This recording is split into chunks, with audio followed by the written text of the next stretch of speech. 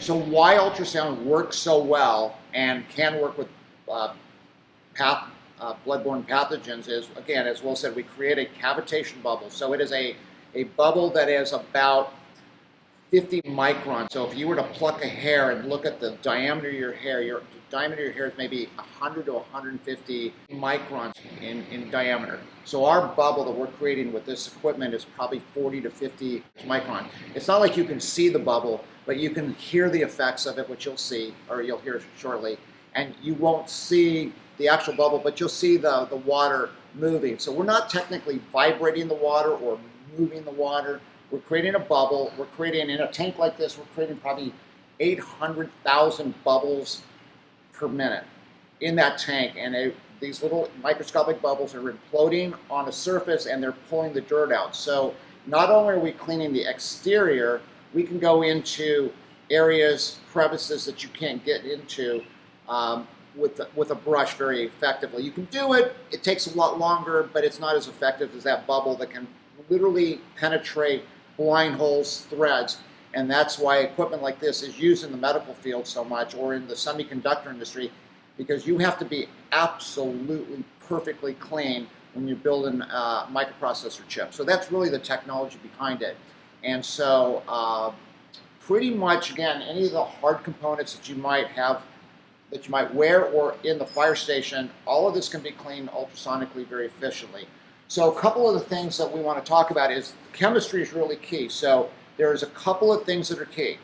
The frequency is set at 40 kilohertz. That we determine as the best cleaning frequency for this market. It's strong enough to do all the cleaning, and I get a good enough size bubble where I can clean microscopically for what we're doing. The other thing is the heat, the temperature that we like to run at. So typically we're going to run somewhere between 120 Fahrenheit to 130 Fahrenheit. So if I'm doing helmets, I'm going to be about 125. Helmets are plastic, and they tend to, we tend to open the pores of plastic right around 125 degrees. So I can get in and clean the particulate out of those pores and get the odor out as well as a contaminant.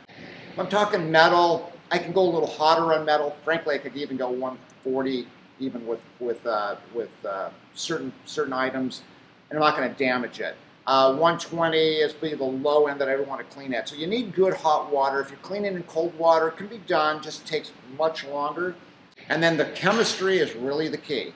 So there's thousands and thousands of chemistries on the market.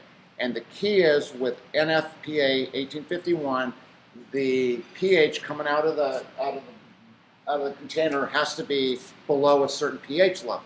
And then when you mix with water, it's going to dilute and lower that pH a little bit more. So this meets the requirements, and this is a soap that we've used in this market for, I guess, the last 6 to 7 years. That's when we really got into this. And so typically, depending on the volume of the tank, so we make 3 units. We have we call it the fire service equipment, so FSE. This is our Pro Light, right? That's what we call it. I have to keep track. I have about 62 different SKUs in all the industries we have. So FSE Pro Light, FSE Pro. So this one's about a 25 gallon. This one here is a 60 gallon, and it's probably the most popular unit we sell right now.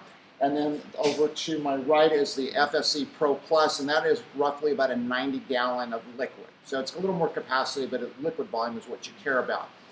So when we add soap, we're diluting it to approximately a 20-to-1 ratio.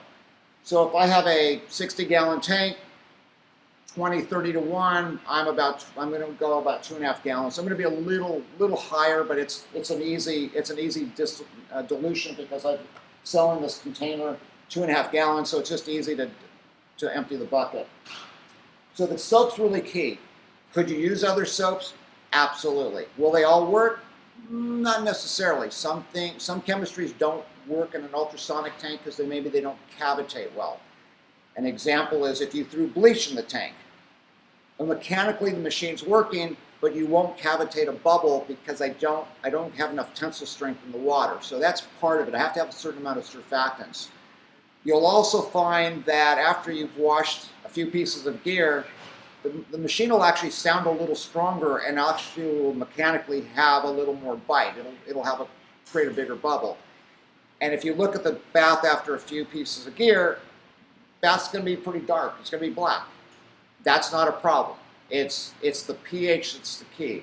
So in a typical installation, depending on usage, you probably are going to go a few months, 1 to 3, 2 to 4, somewhere in that range, depending on the size of your firehouse, before you have to change the bath out.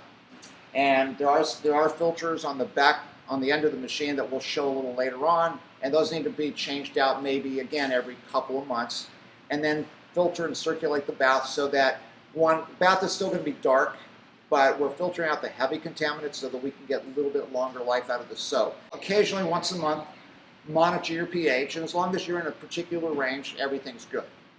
When your pH drops below a certain level, which is going to be in your instruction book, that's a time where you drain the tank and you refill it with fresh water and fresh soap.